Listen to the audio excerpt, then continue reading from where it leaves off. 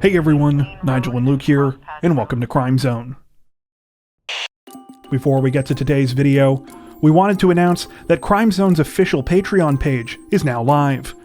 In addition to ad-free videos and other extras, patrons will also get access to weekly bonus videos for our Crimes of the Week and Crimes of the Week International series. So if you want even more Crime Zone content, head over to patreon.com/crimezone for exclusive cases not featured in today's video.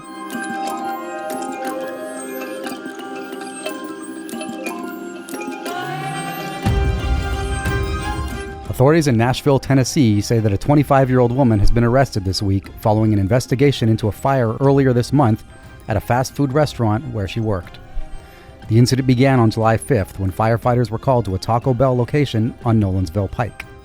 A fire had started inside the restaurant and employees called 911, telling authorities that they had accidentally locked themselves out. Firefighters were able to force entry into the building and extinguish the blaze, but by that time it was estimated that more than $30,000 in damage had been done to the restaurant. A subsequent investigation requested by Taco Bell management soon uncovered the surprising cause of the fire. It turned out that it had started when employees began playing with fireworks inside.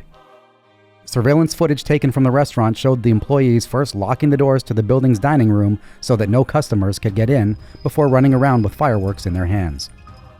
Some of them then went into the men's washroom for a period of time before coming out and placing more fireworks in a trash bin by the dining room door. The employees then reportedly left the restaurant to film the trash can from outside. When it started to smoke, they tried to get back inside, but soon realized that they had forgotten about the locked doors and were now stuck outside. The shift leader present at the time of the incident, Courtney Mays, was arrested and charged on July 12th with felony aggravated arson. Authorities say that more arrests and charges may follow in the coming days. Mays remains in the Davidson County Jail on $5,000 bond.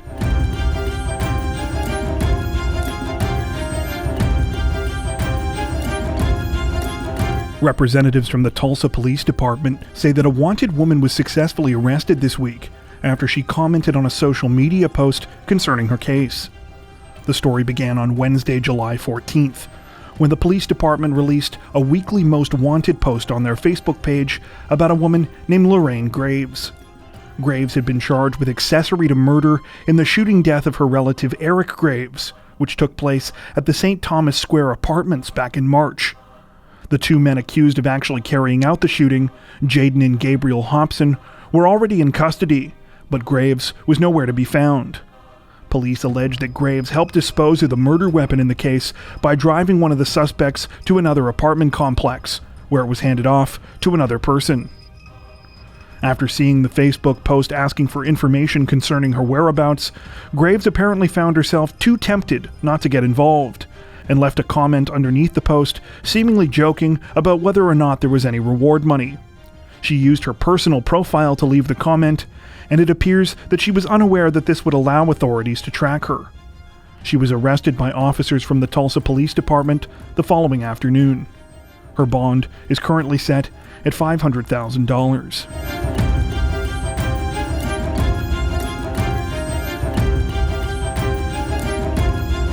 A former Florida sheriff's deputy has been sentenced to 12 years in prison this week following his conviction for numerous offenses related to planting drugs on innocent people during traffic stops. The egregious crimes first came to light in the summer of 2018 when drugs were found in the patrol car of Zachary Wester, who was working as a deputy in the Jackson County Sheriff's Office. An internal affairs investigation revealed the full scope of Wester's criminal activities, showing that between 2016 and 2018, he had routinely stopped drivers for minor traffic violations before planting marijuana, meth, and other drugs in their vehicles. According to prosecutors, his behavior was even sometimes captured on his own body camera. Wester was fired from the Jackson County Sheriff's Office after the scandal was revealed, and the department was forced to drop charges in almost 120 cases that he had been involved in. In May of this year, Wester was convicted on 19 of 67 offenses related to the bogus drug stops on charges including fabricating evidence, false imprisonment, perjury, racketeering, official misconduct, and possession of a controlled substance.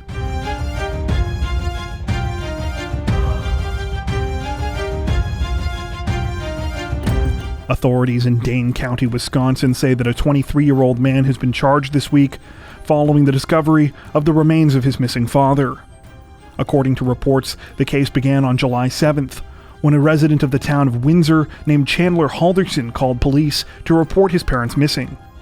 Chandler told authorities that his father, 50-year-old Bart Halderson, and his mother, 53-year-old Krista Halderson, had traveled to their family cabin near White Lake for the 4th of July weekend, but had never returned. He claimed that they had been accompanied by an unknown couple, and that he had last heard from his mother via text message on July 4th, saying that they had arrived at the cabin and would be attending a parade that day. Police began searching for the missing husband and wife immediately after receiving the report. However, the case soon took a turn. Investigators could find no signs of human activity at the family's cabin, and also learned that there was no parade in White Lake on the day that Halderson claimed he had been contacted by his mother. Suspicions in the investigation soon turned to Halderson himself, after the dismembered remains of his father Bart were found scattered in 2 locations, one in the town of Cottage Grove, the other on State Department of Natural Resources land near Sauk City. Witnesses placed Halderson in Cottage Grove on July 5th, driving near the wooded area where some of his father's remains were later found. People that knew the 23-year-old also claimed that he had asked them for cleaning supplies.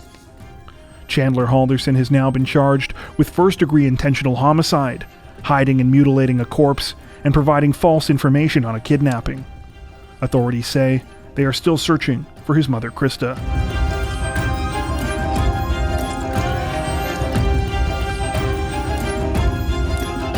Authorities in Portland, Oregon say that 1 person is dead and at least 6 others are wounded this week following a shooting in the city's downtown. According to reports, police were called to the 300 block of Southwest 3rd Avenue just after 2 a.m. on Saturday, after receiving reports about multiple people being shot. When they arrived, they found a chaotic scene, and 7 people were taken to the hospital with gunshot wounds. One of those victims, described as an 18-year-old woman, died sometime after arriving at the hospital. At the time of this recording, her name has not been released. Few additional details are known at this current time, and police have not said whether they know the names or the number of potential suspects that they're looking for. Authorities are urging anyone with information about the incident to come forward to aid in the investigation.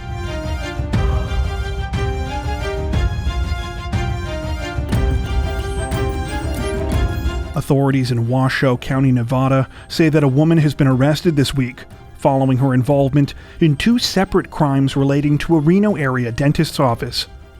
According to reports, the investigation leading to the arrest began on May 3rd, when police responded to a burglary alarm at a dental office in Sun Valley.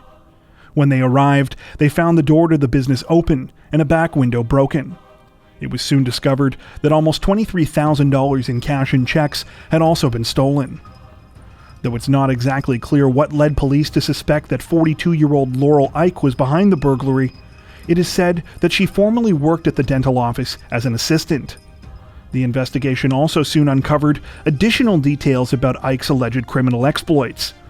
On a separate occasion before the burglary, she reportedly extracted 13 teeth from an unconscious patient, even though she is not a licensed dentist. Police did not elaborate on who the so-called patient was or what caused Ike to carry out the dangerous scheme, but said that she had used anesthetic that was disposed of by the dental office during the illegal procedure. Ike was arrested on Wednesday and now faces numerous charges, including burglary, grand larceny, conspiracy to commit burglary, and conspiracy to perform surgery on another without a license. She remains in custody in the Washoe County Jail on a $20,000 bond.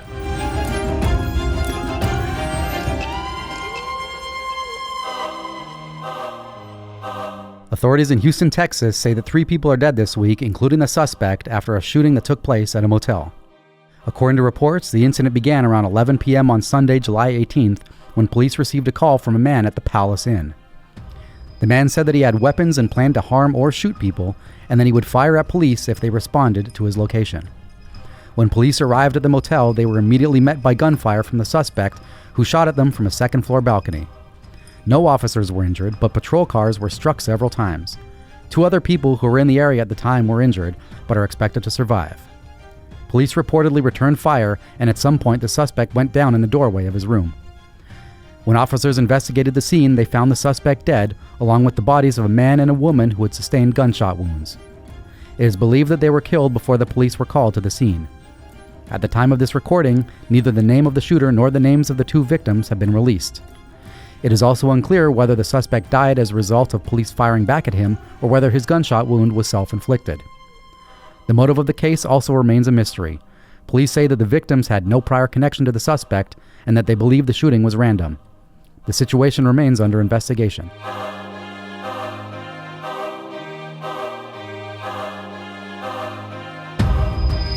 Authorities in Tucson, Arizona say that 2 people are dead and several others are wounded this week after a confusing and tragic series of attacks by a single shooter.